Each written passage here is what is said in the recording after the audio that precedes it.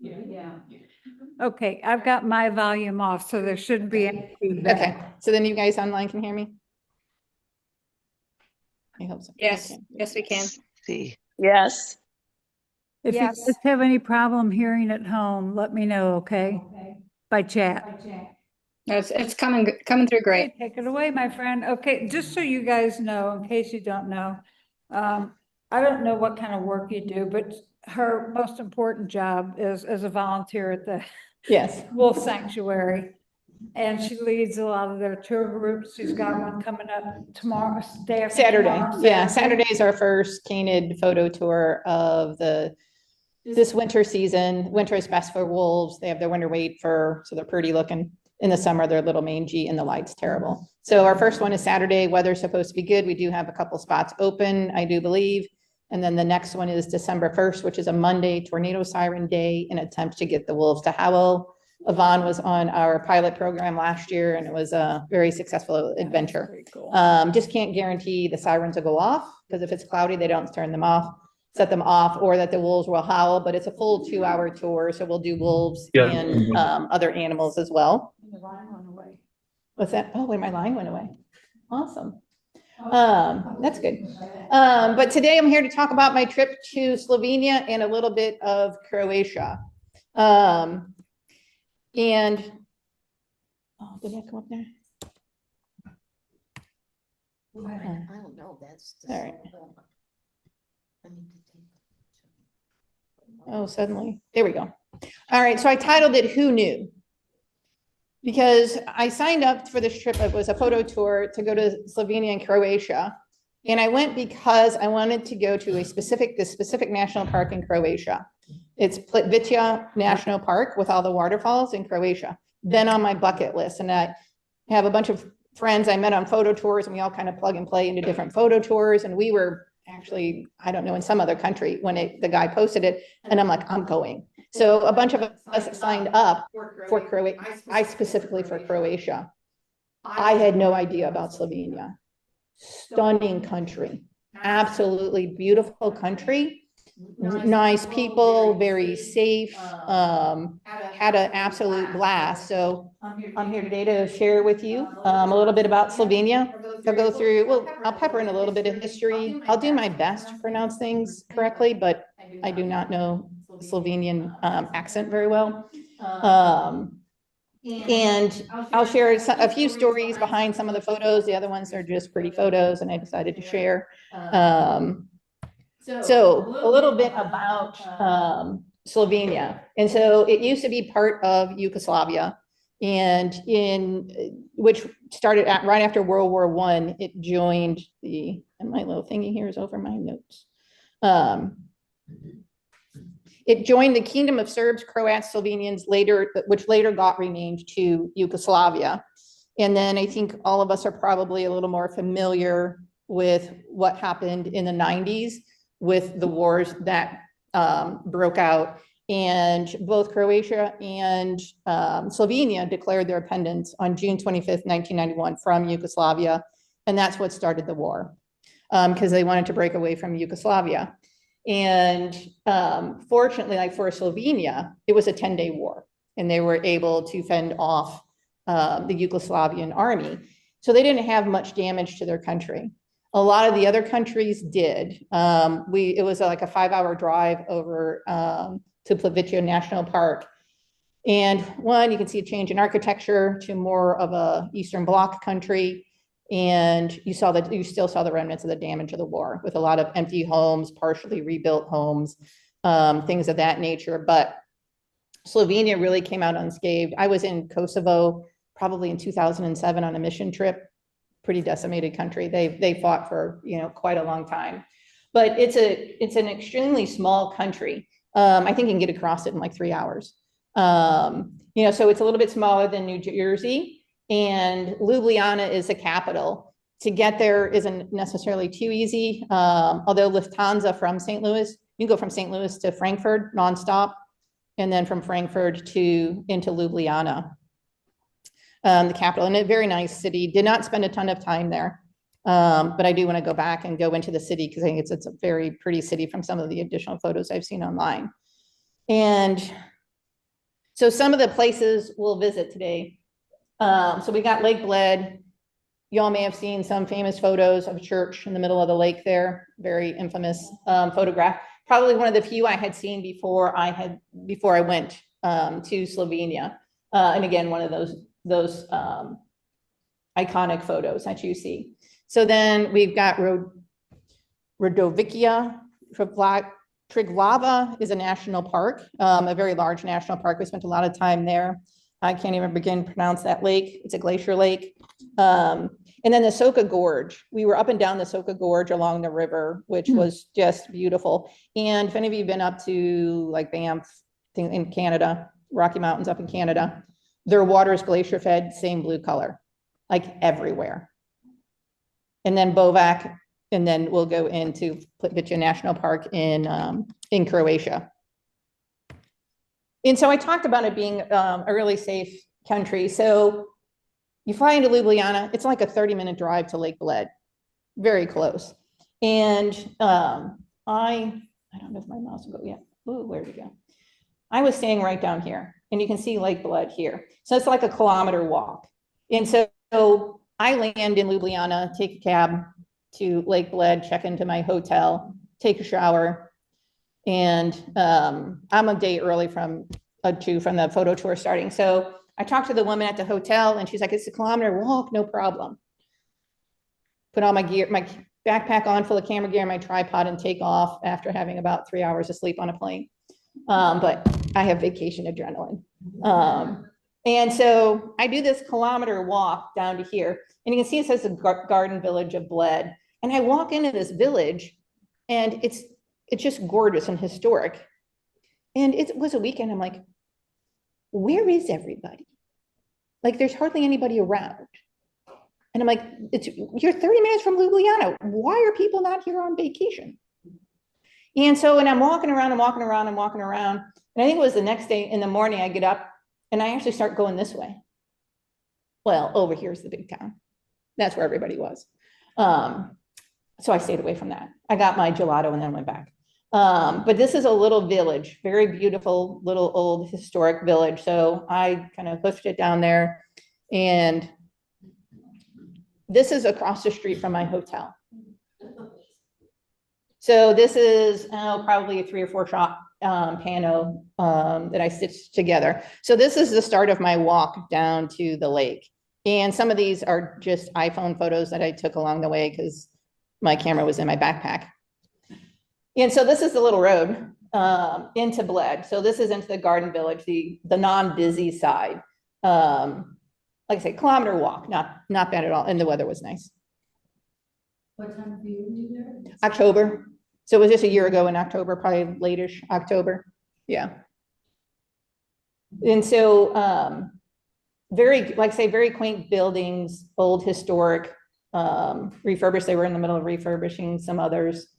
But this was the walk into the town. So the lake's like off in the distance. So I'm just coming up on the town and coming down the hill into town. And you'll start to notice whenever you see building photos, I think it's an ordinance that you have to have flower boxes. Because just about everybody had flowers with beautiful flowers, like they're well taken care of flowers in the flower boxes. So really kind of that Hans and Gretel gingerbread architecture there, especially in the countryside. This is my first look at the lake and one of the many churches. Slovenia is dotted with churches. So if you love to photograph churches, it's another great place to go. And in some very iconic, how did you get the stuff up there to build it type of churches. So this is one of the churches that I have a video. Don't judge me on my videos. It was more about the sound of, I have a video with church bells. And it's this church and the church in the middle of the lake playing bells to each other. And so this is a little bit cut off, but this is the iconic church. And you'll see a lot of photographs of it. It's a church of Mother of God on the lake. And this church was first built in 1142. And then it was rebuilt in 1465, and then in 1509 there was an earthquake, and it got rebuilt. And then it also got rebuilt in the 17th century after another earthquake. So the poor thing's seen a lot of earthquakes, but that's the way it stands today.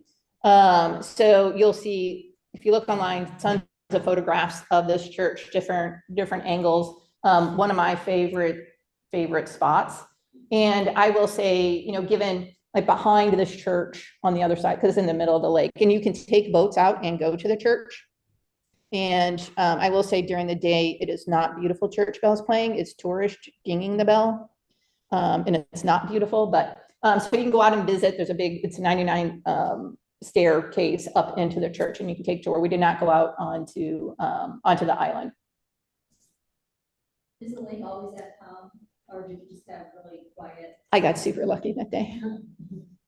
Yes, and I will say, and again, having been on a lot of photo tours, I don't know if anybody's been to like Mesa Arch, trying to get a spot in front of Mesa Arch. Like you got to show up at like 4:30 in the morning. I've been there to try and get a good spot.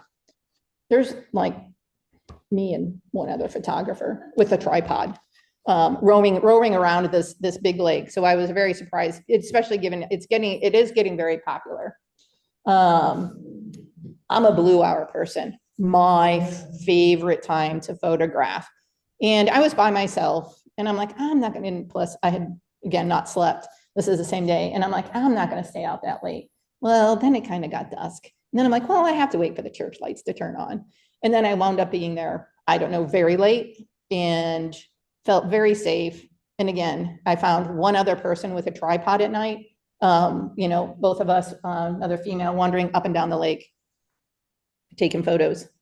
Did you have a flash or anything on that? Mm-mm. No. Nope.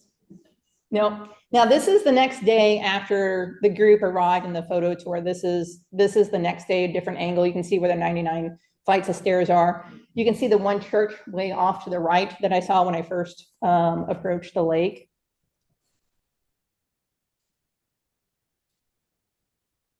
And again, because I'm a blue hour person, this is a 5 or 7 shot pano, vertical pano of the church in the evening. And this we will see if I can get this. All right, I'm going to turn this volume on. So this is the church bells playing. Again, don't judge me. I'm sitting on the ground. My camera's like in front of me, taking photographs, and I decided to video because the church bells are so beautiful, and they go off every night. Both nights I was there, the church bells played to each other. And people kept talking. So I had to keep stopping, and I'm like going over my camera, and it's out of focus. You're kind of tilted. So again, don't judge me. We'll see if I can get this to play. Uh-oh.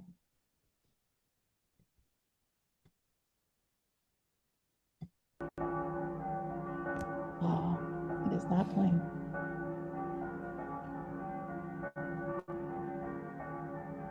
I don't know if people online can hear it at all.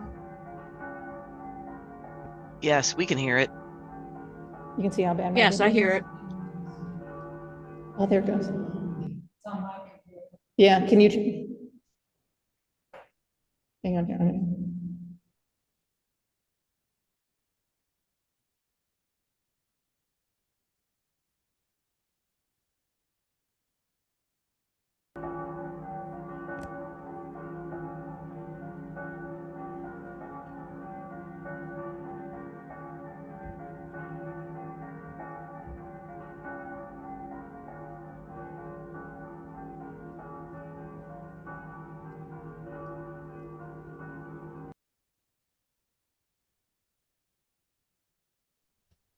So it was just, and they do it every night, and it was like for 20 minutes. It was just, yeah, it was just such a peaceful, I just loved just sitting there. I mean, I just sat there I didn't take photos or anything. I just sat there and listened. It was just so pretty. So that takes you around Lake Bled. So now we're going to go to Trevlag National Park. There we go. And this is Pyramid's waterfall. And And so this is close to the entrance of the park, and this is a very large national park, and if you're a hiker, lots of good, very good hiking. And so you can hike up to the base of that waterfall, and then up behind that waterfall that you can't see from down below is another smaller waterfall. And you can get behind it. It's a steep climb. Take my word for it. So off we went, loaded up the gear, back in the backpack, tripod. This is me at the base of that really tall waterfall. Took some photos there and then went up to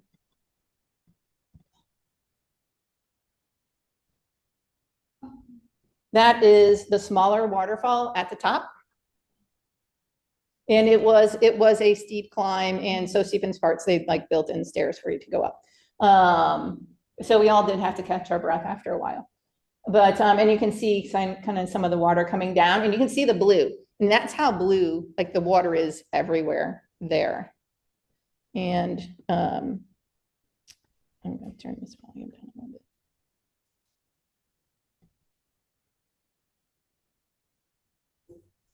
So this is, I'm going to mute me. Do you want to turn on your volume? So this is another. Can't hear you. Oh, there we go.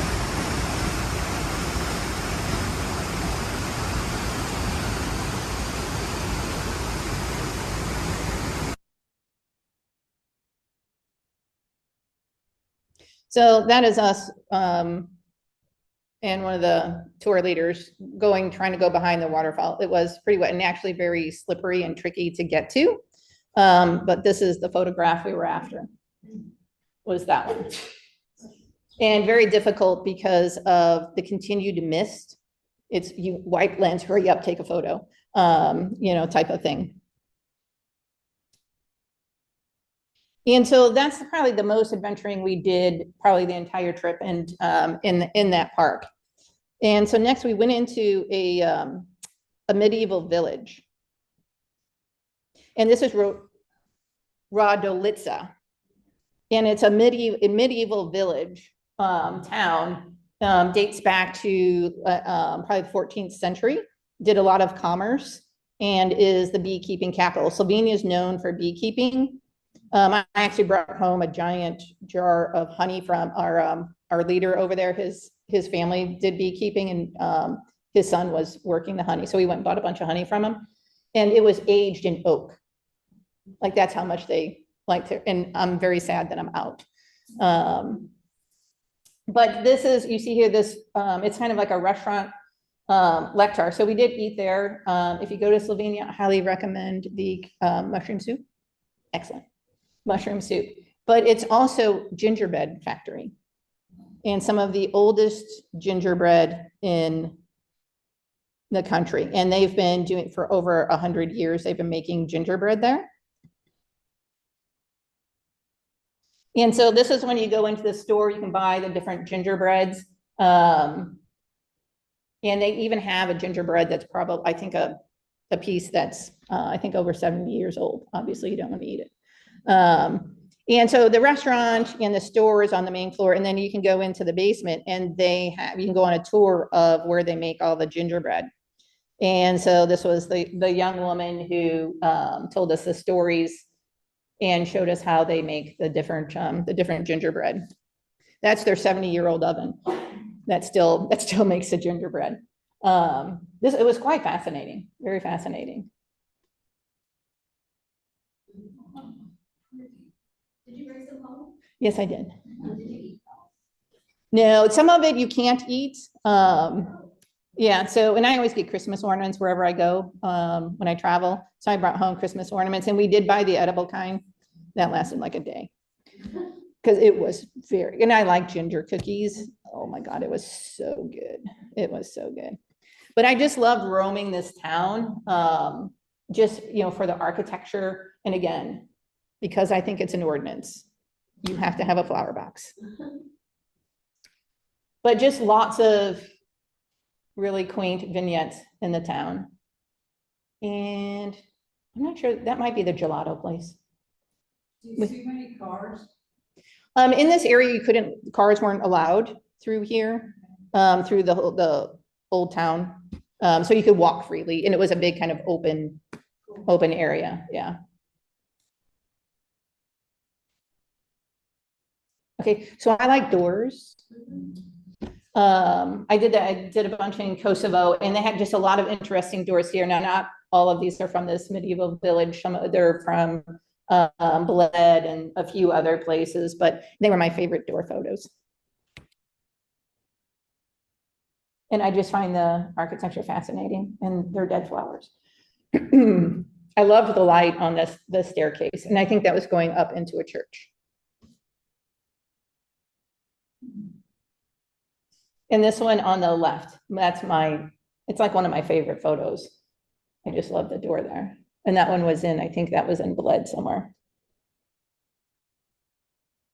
And this was a bar. Yep, very colorful bar with all the ivy was turning color. So love that, love that. Like I said, lots of churches in Slovenia. And this is St. Premoza Church, St. Premoza and Felician Church. And part of the Julian Alps is in Slovenia. So it is in Western Slovenia and goes into Eastern Italy, up at the top of the boot, goes into Italy. So they share the Alps. And actually there's a big alpine skiing World Cup slopes there. So this was up somewhere heading towards the Julian Alps. We traversed up some narrow, windy road, and you can hike to this church. You can't drive there, but you can drive to a certain point and then kind of hike up. So we only drove. It's a narrow road. It was one of the places where we did run into other photographers. I think there was another group there, maybe 5 other people, and we're all along this little skinny road trying to take this photo of the church, from a distance. I would have liked to have hiked up there. I've seen some other photos. Michelle, how many people were in your party? Yeah, so this is another very famous, very iconic church. And I think St. Thomas, I might have the note on another side. And it's sitting up way on a hilltop. And so that whole valley is filled with fog. And again, you will run into, this is where you probably in Slovenia run into the most photographers, is this church. There were probably 35 people there, and we were on private property, but the farmer lets you go there as long as you respect his property. So it was very nice of him. He was out farming when we were there. And so we got very fortunate at sunrise and that the fog had settled into the valley, and then the church sticks out of the valley. And we were there for quite a while just because the atmosphere changes, the fog rolls in and out. It got to be later, and after the sun was up, and whew, the church almost wound up disappearing. And this church you can drive up to. We did not on this trip. Something I would like to do. Now you see those houses, those are homes and that. But there's a nice winding road, some great leading lines and things like that. And I've seen some stunning winter photos. Oof, my gosh, so pretty. And you can tell I love this church.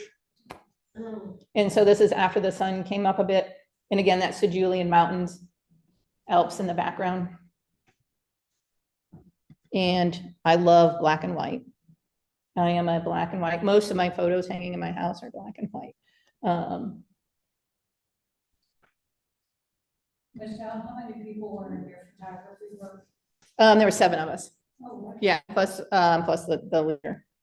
Yeah, so it's small groups, and I think most of us knew each other on that trip. We have a tendency to travel in packs.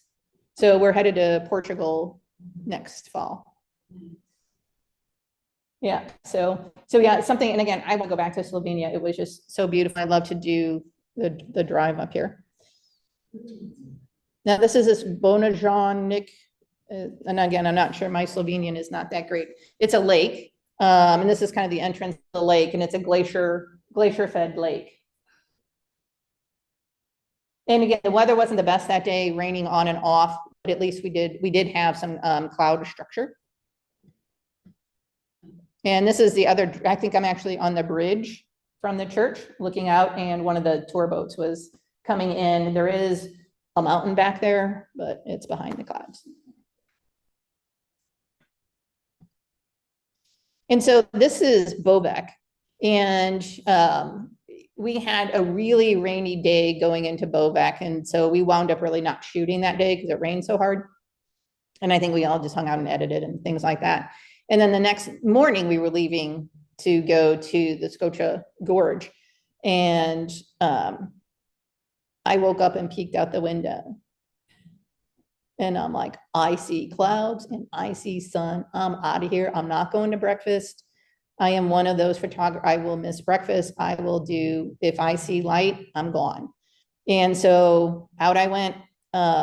This was outside. This is 100 yards down the road from the hotel. And so I grabbed my tripod and camera and went out. And this is another vertical pano, stitched together of the storm, the storm breaking up. And we wound up having a very nice morning. Yes, yep, October, probably end of October last year. Yeah, so just over a year ago. And this is later that same day. And we're going up into the Julian Alps. And we go up this gravel road and see some of these, very old houses. And so we all pile out of the van and, we're like a bunch of kittens. We just scattered and all taking photos. And the photographer leading the tour, and he's like, oh, you want to come up the hill? You want to come up the hill? We don't listen. Because you're just surrounded by these mountains, and our jaws are just on the floor, looking around and we're just clicking away. And he's like, well, you want to come up the hill, come up the hill. And finally, I decide to go up the hill, and you go around this corner and you pop out from the tree line. And that's what you see. And I'm like, oh, I should have listened earlier. The most stunning valley in view. Again, my jaw just hit the floor, and I don't think I photographed anything for a few minutes because I think I just kept saying, holy shit, holy shit. Looking at it. And so from what I understand, what Luca told us is this is a politician's house, and he was actually there. He doesn't mind photographers, again, helps promote tourism. But when he's there, you can't wander around as much as like if he wasn't there, because he actually was outside doing some work. But yeah, absolutely stunning view. I could have spent hours there. So how long was it for the trip? I think we were gone probably 11 days. So most of it was spent in Slovenia, and then I think 2.5 days in Croatia. So we didn't do the coast of Croatia. It was only the park was the only spot we hit, because I do want to do the coast of Croatia as well. What lens did you mostly use? I have a 24-120 that for landscape is my best friend. Oh. Love that lens. When I first bought my Nikon years ago, I bought it with a 24-70. I returned it, the 24-70. I'm a compression girl, and and I do a lot more wildlife than I do landscape, but I'm just a compression person. There's somebody who goes on the tours who's that super wide angle person, who I try to hang out with him because I don't visually see that way, much less try and execute it. And so I'll hang out with him, especially because I'll see him, he'll be down on the ground, flowers in the foreground, the mountain and all that, I'll go do it, and my mountain's that big, so I try to hang out with him to try and see differently, but my 24-120 is my best friend. That's my go-to lens for landscape. This is for the Soka River Gorge. And this was kind of like what we would consider here like a shut-in. And it went all the way, underneath this bridge. We all, just hopped around on all the rocks. Somebody's little house was down the way. But again, just, stunning blue water.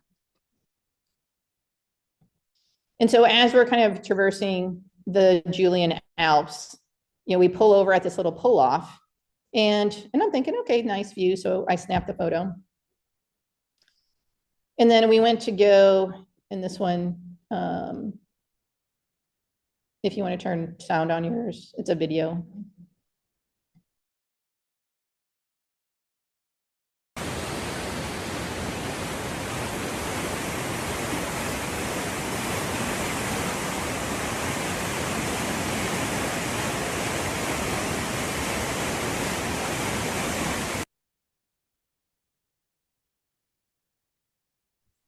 Yeah, so that's the reason, oops. Sorry. Okay. Um, oops. Okay. You good? Oh, there we go. Okay. Yeah, so this is why we stopped, and we're on a suspension bridge, a very rickety suspension bridge. And so you couldn't get a tripod up there. So this is the photo I got. And I will say, since you couldn't put a tripod on it because it just swung too much, even if you were the only one on the bridge, people were trying, you know, like a quarter of a second, hand holding in a fifth of a second. I tried it again. I am not that steady-handed hand holding. A couple of people nailed it, like considered, you know, pretty decently sharp. I did not, you know, just to try and get some of the water movement. But just a little roadside stop. And then as we started going up in the Alps, and so that's the gentleman, that's Luca, who in Slovenia, who led the photo tour. We started getting, the clouds started coming in, getting a little bit of, you know, cloud deck, and then it was settling into the valley.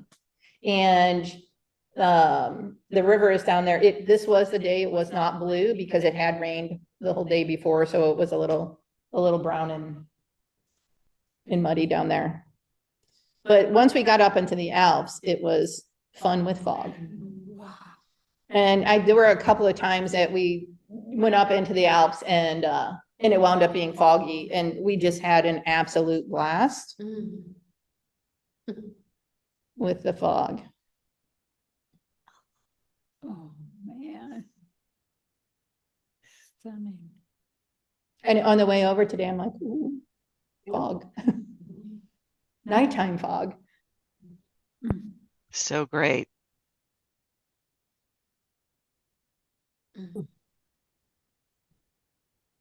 Wow, love it. Yeah, these were a lot of fun. And we had a good time just wandering around in the woods and kind of getting lost and scaring ourselves. And then just through, again, one of the little villages, they had their token flower box in the window.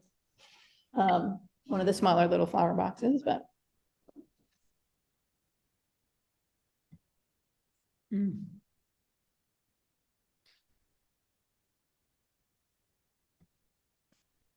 Oh my gosh.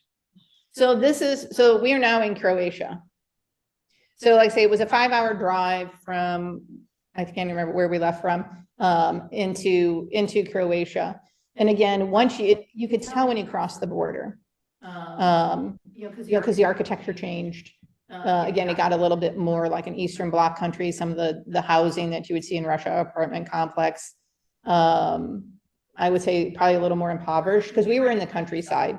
So a lot of Croatia, the industry and commerce is all along the coast. And I think that gets a lot of the attention of the government, a lot of tourism that spurns on the economy there. And, you know, the interior of the country is, you know, not as well funded. So you did see, you know, probably a lot of that impoverished on the way to the lakes, and the lakes are on the interior. Zagreb is the capital. We passed through Zagreb, and then we wound up flying out of Zagreb and back to Frankfurt. But you know, so Croatia, you know, declared independence from Yugoslavia the same day as Slovenia, but they spent almost 5 years in a war versus the 10 days for Slovenia. So like say, Slovenia did not have much damage at all. But they fought a lot against, there were a lot of Serbians in Croatia. And so there was a lot of war against the Serbs. And eventually the Croatians were able to push the Serbs out of the country, and they started to flee the country. And then Croatia wound up regaining control of the country. So like I say, this is the village of Rostok, and it's just outside of the park. So one of the towns you can stay in if you want to visit the park. So this is where our hotel was. And we came up, and I just loved the curve of, because we came over that road and came around, and I will say I cloned out a couple of the lens flares. But I just love the rays coming through the road. And this just gives you a sense of just what this entire area is like. It is just, if you like waterfalls, it's the place to go. just waterfalls everywhere. In this little village, all these waterfalls are just coming out from, underneath these buildings.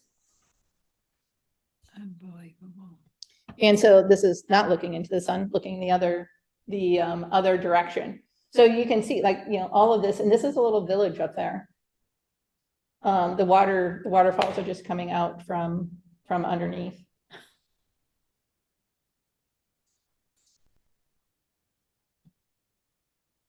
And so this is a map of the park. If you can't tell, I like maps. So this is Plitvice Park map. So it's Plitvice Lakes National Park. And it became a national park in 1949. It kind of became a park, wasn't a park, became a park. And then during the war in the 90s, no tourism was permitted at all. And evidently there were a lot of landmines, planted in the area. And finally, in 1996, they were able to reopen the park to tourism. It did suffer some damage from the war that they rebuilt and had to clear out the landmines before they let the public back in. If you go to this park, there is a strategy to visiting this park. It is extremely crowded. If anybody's been to Yellowstone or some of the other more popular national parks, this place is beyond crowded. And, fortunately with being there with a local, there is a whole strategy to visiting the park. You get there before they open. We were the first ones in line. So it's not like the national parks here where you just kind of wander in whatever time you get there. You could roll in at, 4 a.m. They don't open till it was 7 or 7:30 in the morning, and it's fall. So, sunrise is a little later, but you certainly wanted in earlier than they let you in. And, so we would be the first ones there. And if I can find my mouse to get over here. The first day we went in, so this is a big area, and I will say this is a heck of a walk because you park way over here to walk. On the way there, it's downhill, and after you get back from photographing and walking all day, you got to hike up a hill. But you get on a boat and they take you across to start the waterfalls. And so we took the boat across and then you just traverse your way kind of through the park to the various waterfalls. Now we didn't make it very far on the first day. And Is it a ferry or you're on foot to this park? you just go run across here. You take a ferry. Right here is a ferry. And then after that, you're on foot. Okay. And so I do have some photos and videos. I can't imagine the people that go kerplunk into this lake, because they build these wooden walkways. They're about 1.5 people wide, and the trail is not one way. And it gets really crowded during the day. Like once the buses start to arrive, people wake up and the tour buses arrive is when it gets really crowded, and that's when we would leave.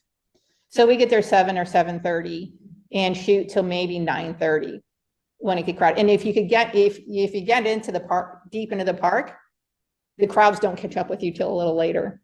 And so we got fairly decent into the park the first morning before, the first tour bus crowds arrived. And especially with a tripod, because they permit tripods. We did have a few things that did go kerplunk into the lake, but we did fish them out. Somebody's whole filter system went into the lake. But yeah, so, and then you leave during the peak day. So then we would go eat breakfast, lounge a little while. I would download my photos, edit. And then about 2 o'clock, you head back out. And you start in a more remote area of the park, because there's certain areas where they're the really big waterfalls, the ones everybody wants to see. People don't want to walk very far. And so we would start at the other end of the lake and then work our way back down. And then by the evening, no one's down by the big waterfalls. They've left. And we all split up. We got dropped off. Like way up here, and we worked our way down. And it's not too hard to get lost, but we did have one person get lost. And we were to meet down here at 5:30 because the last boat was at 6. After that, you swam. I made it by 5:35, I think. And we had everybody by 5:45 except for we were missing one person. And the guy in the boat comes over to get us, and we're like, no, man. Goes back over, comes and like, nope, we're still missing someone. So our tour guide actually wound up having to go hike for her. She did get a good enough cell signal to be able to call. She got, because you were going downhill, and he said, if you're going uphill, you're going the wrong direction. Well, there was a little part you had to go uphill and then back. So she got confused, and she's wound up going back uphill, back to where we started. Oh, So no. he went and got her, got down, and it was, I don't know, 6:02 Oh, when they got back. And so then we're waving the guy. He did come over and pick us up. But we were the first ones in, and we were the very last ones out that day. So we worked it as much as we could. So this is one of the bigger attractions. ooh. So pretty. Yes. And like I say, if you love waterfalls, slow shutter speeds, this is the place, the place for you. So this is a video. And so this will, Go ahead. yeah, this will show you how skinny things are to walk on.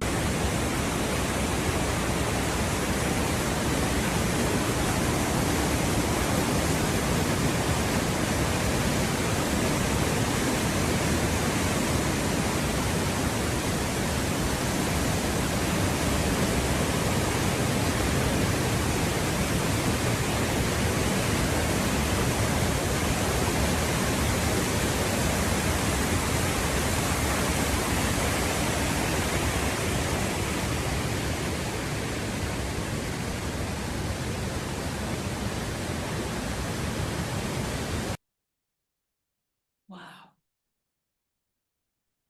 Yeah, so that gives you an idea of, it literally is 1.5 people. And so this is in the evening, and, you know, later in the day, you can see the sun has kind of gone down behind the mountains a bit. But this tells you the benefit of being there late. Like, no one's edited out of this video, and I'm fairly far into the park. And no one's there. So knowing how crowded this can be, and like our photographer guide said, he doesn't even necessarily like going to the park because it can get so crowded. But I feel very fortunate. There were times I was hiking when we got dropped off, you know, way at the other end. I'm the only person around. It was so peaceful and just so beautiful. And I just can't say kudos to him to navigating the crowds.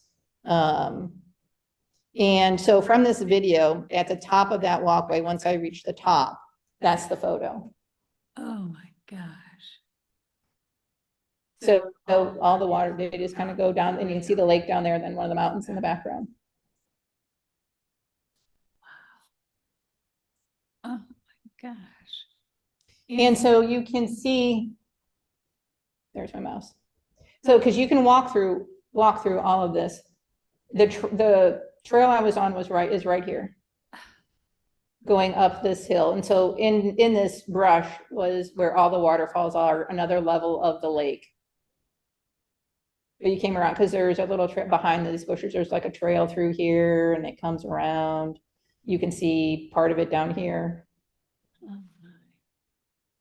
But again, when it's crowded and people are going both directions. And again, and then when you had a tripod, if you did run into somebody, it was a little tough. Oh, beautiful. And the water is just crystal clear.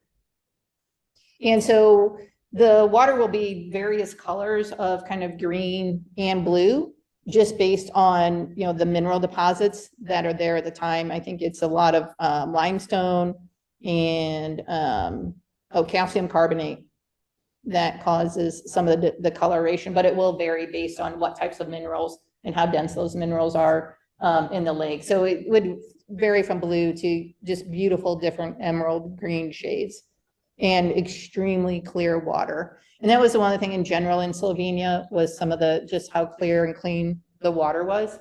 And in general, it's just a very clean country.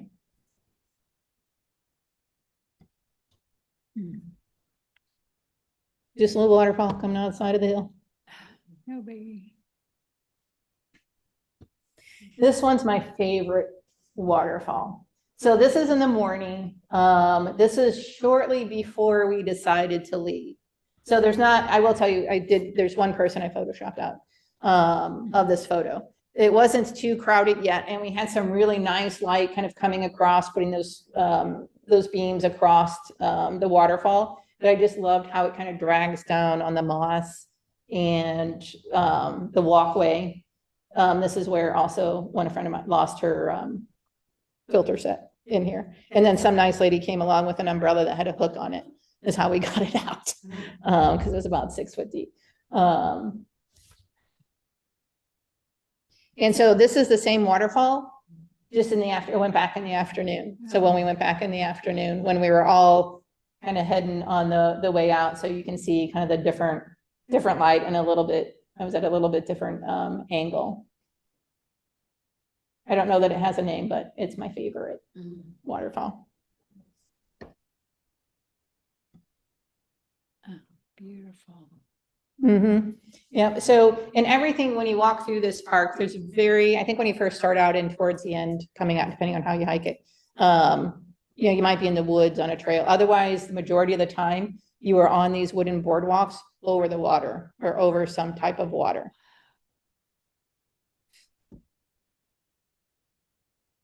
So this trail here leads to that.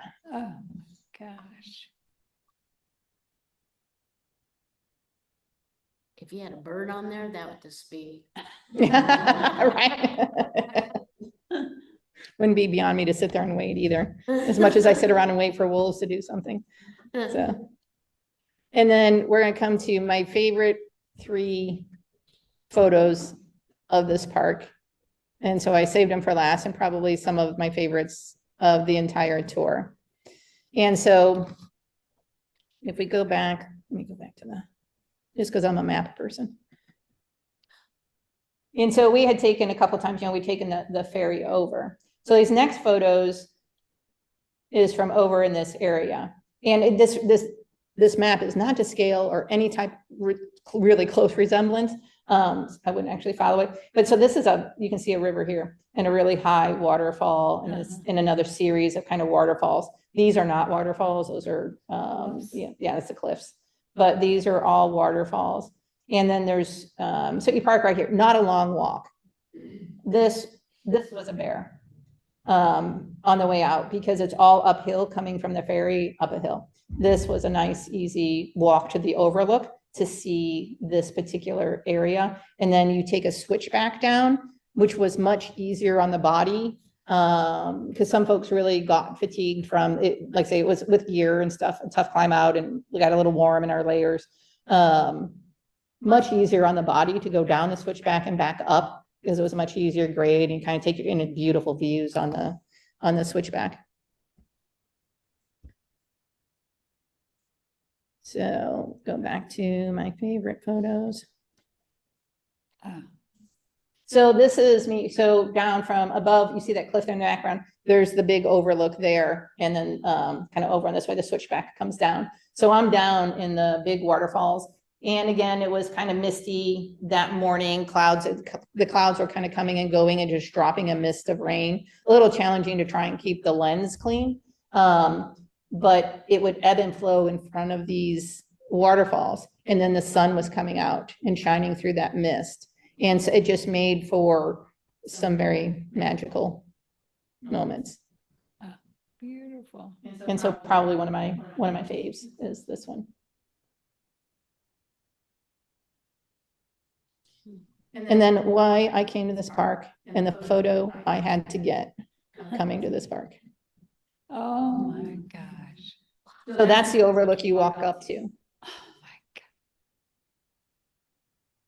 God. So when I was taking those 2 previous photos, I can find my mouse. Where is it? I was right here. Oh. Oh, wow. And the other problem is, so again, we were there waiting in line. We were in line for probably 45 minutes before they let us in. We were the very first people into the park. I didn't Photoshop anybody out of this photo. There's like no one. And so it was amazing. Now, by the time I made my way down there to get those previous photos, people, you know, some people had started to come to the park. And I will say those stairs are they're sturdy, but they vibrate. And I don't know how many times you're like, and then somebody moves and you're just like, in the middle of my long exposure. And especially there was a few times I was down there, the photos I didn't share, that, there was quite a few people. And so you're sitting there and you're just like this waiting. And at one point I didn't have my release trigger. And so I was doing like a 2-second timer to let my camera settle. Well, you hit the two and so many moves and you're just, it was the battle of people. And then, it was funny. There was another guy who's a photographer. I don't know what country he was from. He didn't speak English, but he's next to me taking photos. And him and I, through eye contact, had an entire conversation about people moving on this walkway. We would look at each other, we'd just be like, because we're both exposing, and then we're like, and then we're pointing at people. It was just the funniest thing because neither one of us spoke each other's language. So, but this was the photo I came for, was this one. It's beautiful. Yep. So those are everything I had to share from my, who knew Slovenia was so pretty. So we go back? Oh, yeah. Yeah, I will definitely go back. I don't often always go back to countries. I think I've been to Norway twice. I would go to Norway again too. Probably one of 2 favorite places, but there's so much in Slovenia that we didn't see. And I'd like to, go up to some of the one church that had the misty, foggy valley. You can't always guarantee the fog's going to settle into that valley, but it's still just a beautiful church. And like I say, and I've seen like Luca's other photos, the leading lines, things like spend a little more time, go into Ljubljana. I've seen some photos of Ljubljana because I just flew in and left. That it's in the historic area, a beautiful city. So yeah, I will definitely go back and probably try to do the coast of Croatia too. Cool. Yeah. Oh, wow. Wonderful photos. Any questions at home? Oh, I see somebody, Fabulous presentation. Jane wrote, great leading line, our current Facebook challenge as far as, so Karen, fabulous presentation. Photography is breathtaking. Thank you for sharing. Any other comments from? Amazing, gorgeous. Thank you. Yes, thank you very much. I've actually been to those waterfalls. So a number of us, we met on photo tours just in the US, going to the Tetons and things like that. And it was with Jeff Clow, and I don't think he just does like South Africa now. And then we were going with, it was called Now Tours, Photo Tours, Nathaniel Smalley. And so that's why I did Norway twice with him. I was just in Iceland over the summer, New Zealand, and Slovenia, Croatia. Now he's not doing many tours anymore. He actually has a terminal illness. And so it's, they've given him like 15 to 20 years. So he's spending more time with his family. So I think he's going to New Zealand. I was going to go this April. But I got a big project at work because I went to New Zealand in the winter. So I'd love to go back. This would be fall for them. And then I think he's doing Namibia, which was a little out of my price range. So he does a lot of international stuff. And so a number of us are going to Portugal in November of next year, and we're using a new company. So we'll see, how that is. What is that company? Face the Outdoors, he's doing a lot of advertising on Facebook is how I found him. And going to Madeira, so it's a little island, which looks beautiful. And we're going to go to just on our own, go to Lisbon first. And I've just been looking for somebody who's maybe a local photographer just to do the high points, but I've been doing some research. So we'll fly into Lisbon and then fly down for the tour, from there. But yeah, so, and I know Madeira, just from reading, the weather can be tough. That's just like if you go to Norway or Iceland, especially if you do Norway in the winter. I don't know if anybody's seen like the Lofoten Islands, stunning place. You go in the winter, you have to be hardy. I mean, I fell in snow up to here multiple times, and trying to get out is hard with a tripod and trying not to get your camera wet. But it can be beautiful, but it's, maybe what? Yes. In Norway, oddly enough, this place in Norway, because of the jet stream, it does not get bitter cold. I mean, on a rare occasion, it might. The worst problem there was the wind and then sleet and gale force winds. I can't tell you how many times I got pelted with sleet. But we got diverted because it was too windy to land where we were going into a little icy runway. At the end was the ocean. So that was fun.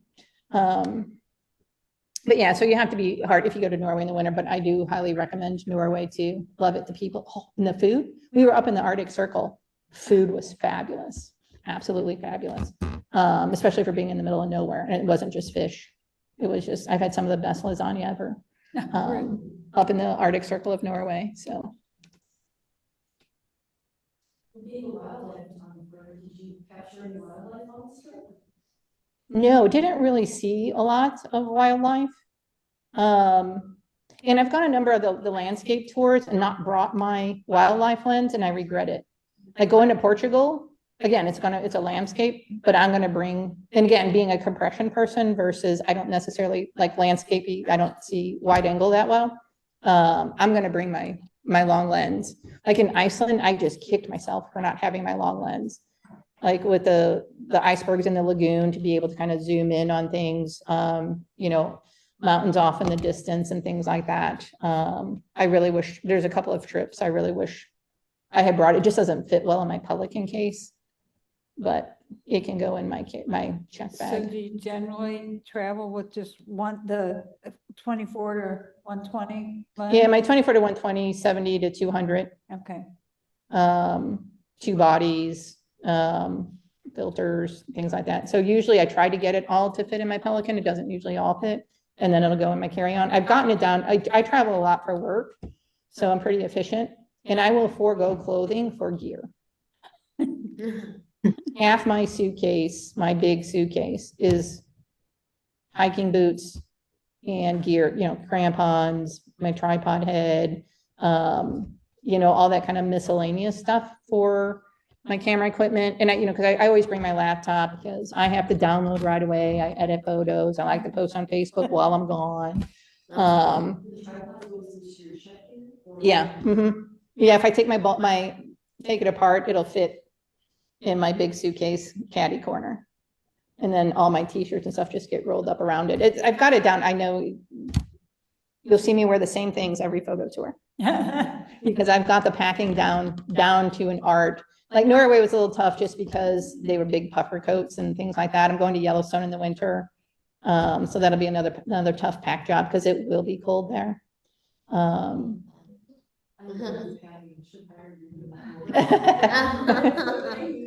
I can business pack in 15 minutes, man. Hey, Michelle. So where did I go? I did that presentation for Missouri Department of Conservation on the Wolf Center in September. It's Powder Valley. Yeah, at Powder Valley. I left the next morning for South Africa for work. And I had to finish packing when I got home. But again, it's a business trip. It's much easier to pack. If when I travel, I go on photo tours. If I travel just for, leisure, sightsee and things like that, I have a little bit harder time. It'll take me a little bit longer. Like, what do I want to wear? When am I going to need nice shoes? All right, we'll bring them. I've got room. I bring every pair of shoes, for things like that. But the photo tours, it's pretty much down to an art. I'm just gonna have to make room for my 500 now. I packed a month before my safari. Oh, really? And I just kept changing things. And then you know what? I donated almost everything I bought, so. Oh, really? I just left it all there. Brought anything. Yeah, it's this. No. I do want to do another safari too. Those are tough. And I go to South Africa for work a lot, to Cape Town, but I don't ever get to go out on safari when I'm down there, and there's not big safaris close by.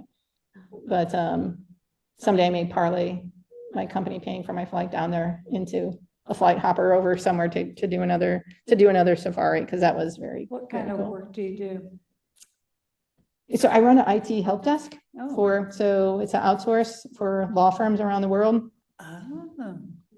Yeah, so we have an office in South Africa, office in Goa, India, St. Louis, Toledo. Like I go to Toledo beginning of the month of December. We did have Atlanta, we closed that. London, Toronto. Have you been to India? I'm probably going in March. Cool. Yeah, and it's a resort town. So looking forward to that, Cool. other than being really hot. Any other questions, gang? Well, I have a question. As far as the language, going to this different place, how hard was it to communicate? In Europe, the travel language is English. So if you're in any tourist area, it'll be English or, broken English, whatnot. It was in 2008 just with a bunch of friends, in Paris. And we got ourselves outside of town, outside of Paris, going to some flea market because we wanted to go to a flea market and nobody spoke English. Yeah. So now and this is 2008, so we didn't have like Google Translate. And so now we're like, well, shoot. And then we're trying to like figure out, do prices with things we wanted to buy. So we're like on calculators. This is how much we'll give you for that, trying to negotiate pricing with people. Oh, funny. I had tried to learn a little French and I thought I was all that in a bag of chips. And we had dinner on the restaurant in the Eiffel Tower. And I go up there and in French, say, I have a reservation for Michelle Steinmeyer for 8, all in French. And the guy rattles something off in French. And I'm like, no, because I had no clue what he said. And so we all sat down and we had our coats and the waiter comes up, he goes, are you sure you don't want to give your coats to the, and that's what the guy asked me, if we wanted to check our coats. And I said, no, I just thought I was all that because I knew like that much French, My coat. Yeah. So he wound up giving him his coat, so. Oh my God, that's funny. I went to Dusseldorf to visit a friend who was like studying there. I was like, taking this opportunity, I'm going to stay with you. But Dusseldorf's not like a touristy German town. Right. It's more just like if you came to St. Louis, if you were coming to the US, and we could not figure out how to like get the passes for the public transportation. And we were just like, I hope this is right. And so like my friend was in classes all day. I was like, I'm gonna go to this touristy spot over here, and I got on the train, and of course the one train that I get on, the police officer is like going on the train to make sure that everybody has the right pass. I scanned everywhere. I was like, here's my passport and my ticket and everything. Like, is this good? And he didn't speak any English. He was just like, he just gave it back to me and walked away. I was like, hey. It's good strategy. Yeah. Oh, too funny. Yeah, I think when I was in Norway, I didn't go out this one afternoon with everyone because I wasn't feeling good, which is actually, I wound up having COVID and got stuck in Norway for 5 days. Me and the tour guy both wound up with COVID, but they got the car in a ditch and couldn't get it. And they were somewhere outside of, and nobody spoke, nobody there spoke Norwegian, nobody there spoke English, and they're trying to figure out how to get the car out of the ditch. While I was fast asleep for 4 hours with COVID. At the time, I didn't know I had COVID, but. Wow. But yeah, otherwise I haven't had too much of a problem traveling around and somebody not speaking enough English. Well, yeah, most of the tourist places, they do speak English. Yeah, I think almost everyone, if you travel in Europe, speak English as the travel language, so. When I went to Paris many years ago, we had my sister had taken 4 years of French in high school. So she had a little bit of understanding. It had been 30 years, but she did okay. And we went to a store that was near our hotel, and there was a lady at like a little kiosk selling Easter candy. We were there in March. And in France, they don't have Easter bunnies, they have Easter fish. So she was selling chocolate fish. Go figure. And Lori tried to ask, and she didn't speak English, so Lori tried to ask her in French to make a recommendation for dinner. It was our last night in Paris. And Lori understood her well enough. We all went to dinner that night. There were 6 of us in our group. And on our way back to the hotel across the plaza, this lady was walking to meet her friends at dinner, and she recognized Lori, and she's like, in French, you what? And Lori says, yeah, très bien, très bien. The lady was so thrilled that we took a recommendation. Oh, that's awesome. Yeah, and another time in Paris, a friend of my sister's she's a French national, she lived in Grenoble, but she spent some time in the US with her husband and son. And she came up from Grenoble and was in Paris for a day, 2 days essentially. And we were over at Notre Dame getting ready to walk across to the church, and this woman walked up to us, and she spoke in very broken English. She was asking us if we had change for paper money, and she was going on and on and on. She needed change, and we're like, no, no, no, no, we can't help you. We knew she was fishing for something. She came back, and Natalie, who was the French national, turned around and read her the right in French.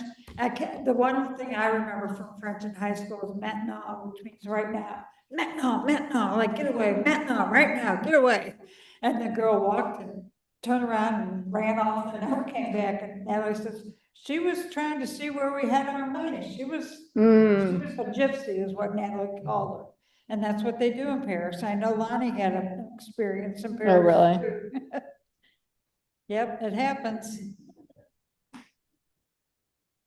Yeah, that was one thing about when I got to Bled to the little hotel, and they really call it more apartments, but it's the most unusual hotel. And I will tell you, at this little place, and again, if you go and you want this hotel, again, it's off of the lake, but it's like a kilometer walk, but it's the most quaint little place, and you're like say kind of on the countryside, but the nicest people.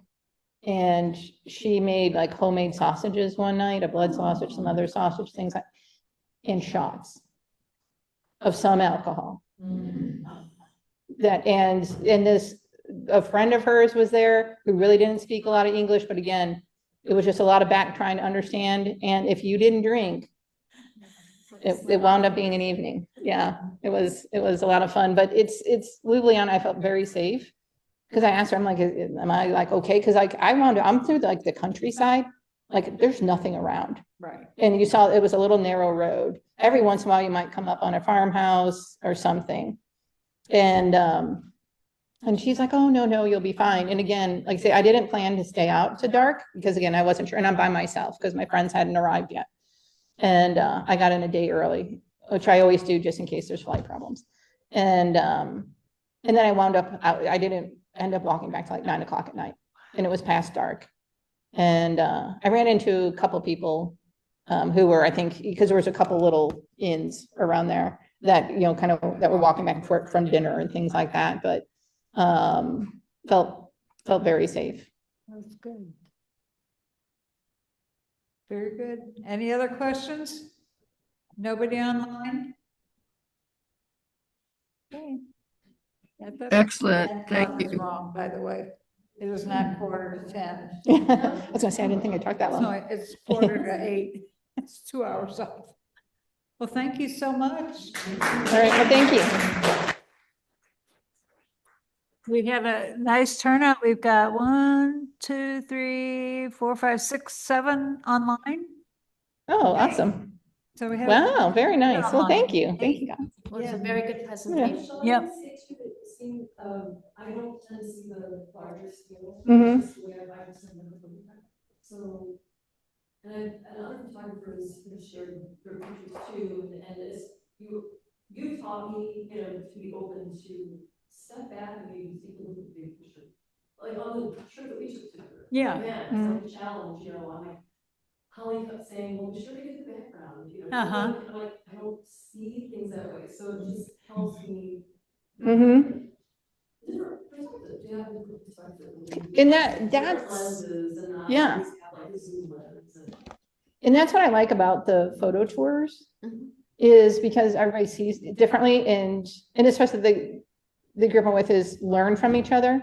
And so Dean's the one who's the big wide angle, and the guy can edit like nobody's business. He's an excellent photographer. Again, my natural is wildlife. And so I may not see that little bitty unique composition somewhere, And like saying, I don't see the wide angle. So not only Dean, excellent photographer, he's the wide angle guy, he's an iPhone guy. And what this guy can do with an iPhone, I mean, what country were we in? I think we were in Norway. And we all went home and bought new phones and stands or mounts for our tripods. Oh. iPhones take amazing photos. Mhm. If you got like a 15 or above, and I just bought the 17 just for the camera. And but I can't tell you, and he just bought he had a 15. I think when we were in Norway, he had a 15. And I just saw him, I think he was in Maine, and he has a 17 now, and I'm like, you dog. But he does some amazing stuff with the iPhone, and he has apps like Real Held and there's a long exposure one. The Real Held, you can do, because we were doing this, I think it was in New Zealand. We were doing this in New Zealand, because you can hand hold it and do almost like a 30-second exposure with that app, and it'd be halfway sharp. And then I'm mad because all I have is a 13. iPhone 13, I think at the time. And he had the 15, like I say, a bunch went home and bought 15s. And then like I say, I just got a 17 because sometimes it's just easy, it's a lot easier, especially like the really wide angle stuff, because I'll be laying, your head's like on the ground. You're laying on, trying to get your camera set and trying to get a tripod set up and things like that low to the ground. You can squat down there with your iPhone, just, It does waterfall wars really well too.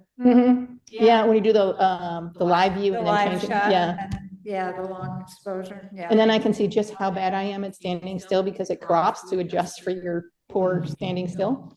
I think a lot of us have that, I do a control thing, like I like to know that I did that picture as opposed to an iPhone did everything. I mean, part of it is because I like to get That's beautiful. yeah, I know, it's my picture, I see somebody come right alongside of me, and they take a picture with the cell phone, and it's amazing, I'm like, it's gonna take me 400 minutes in post process to look like that, but I still get to know, like, this is what we see. Yeah. I gotta get the M&Ms. She's trying to. Yeah, it's not always about the camera. Yeah, it is not always about the camera. It's the eye, your eye and what you see in your composition. I do feel the same way though. I Yeah. can't help it. That's just how I feel. It's like, it's a control issue of mine. I just like to know that I made that picture. I did that. Not on my iPhone. Well, like, I don't really like to edit that much for some reason. I feel like, oh, I didn't get it in camera, like, But I love it when I can see, like, I don't have that skill anyway, so even if I wanted to, I couldn't do it. But like, I don't edit a bunch because I'm like, oh, like pure, but it's like, that's just my own brain trying to, yeah. So, next month we have our Christmas party, our holiday party at Jane DeCampo's house. The invite is out there at Jane's house, which is in West, you're in West County somewhere, right? Speak, Jane. She's on mute. Unmute yourself. There's an event listed, her address is there. And I don't know if I put it on the event, but we usually bring a gift to exchange, whether it's something serious or fun related to photography, use your imagination. We have lots of fun. Yeah, I'm here. Sorry, I couldn't. Well, it could be, you could do a white elephant if it's not real tech. I don't think they can hear us, Jane. Oh, okay. Yeah, we have a lot of fun. We have a lot of fun. So we'll plan on that for next month, and it's early. Hold on, I'll look and see. December 11th at 6:30. It's not the third Thursday. Can you give the address? I can't think it's find the it on the 11th, yeah. website.